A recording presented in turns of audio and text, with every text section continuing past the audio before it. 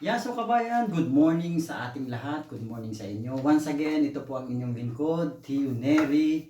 Ang vlog ko for today po ay regarding sa ating employment contract. So, kung kayo po ay nandito sa Greece, mga katulad nating OFW na mga nagtatrabaho sa bahay, ipapakita ko po sa inyo ang sample na kailangan nyo para kayo ay makapag-secure ng UEC. Ito po ay employment contract. So ito ay bine-verify sa Polo OWA, at the same time mag-member kayo doon. Valid po kasi ang OWA at Polo ay within 2 years lang siya. So nire-renew naman yon.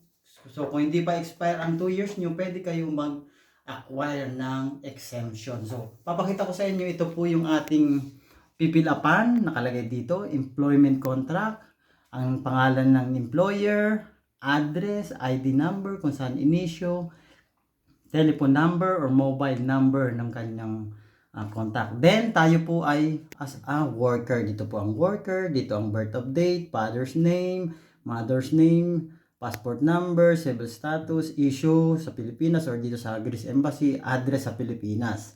Ngayon po, nakalagay dito sa agreement natin sa contract, within 2 years po yan, validity. Ayan, nakalagay po, domestic worker. Ang basic salary nyo po, ilalagay nyo dito kung magkano, sabihin natin 1,000 or more pa po yan.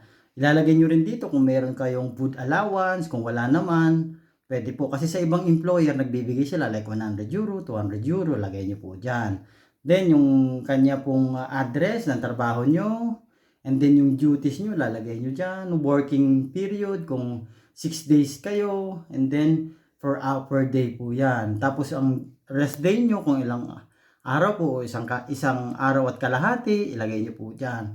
Tapos yung vacation with pay nyo po, usually tayo mga worker, i-remind ko lang kayo dahil 2 years tayo ang kontrata natin, dito ay meron tayong tinatawag na 45 days. Every 2 years, vacation with pay, patikit po tayo ng mga employer natin. So, nandito lahat yung mga details regarding sa mga compensation natin sa ICA, at the same time kung magkaroon tayo ng mga circumstances sa loob ng bahay ng amo. So yun lang po, ilalagay natin dito ang pangalan si amo, si employer, pangalan, signature, at witness po, and then pipirmahan niya sa KEP, pasisilyuhan niya. Dito naman po ang ating pangalan, pirmahan nyo and witness.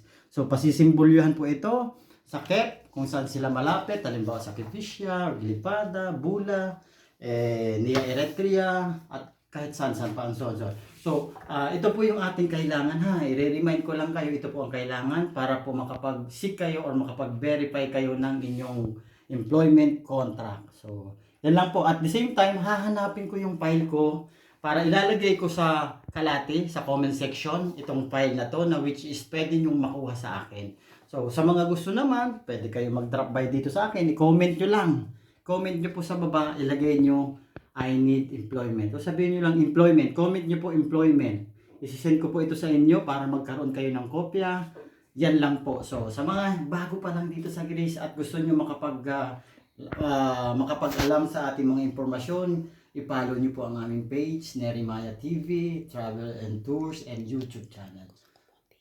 So sa mga gusto pong kumuha ng ticket regarding po sa ating mga airlines, ticketing, visa, and insurance, and tour package. Yun lang po. Maraming salamat po. God bless po. At maulan ngayong araw na to. Bye! See you for a while.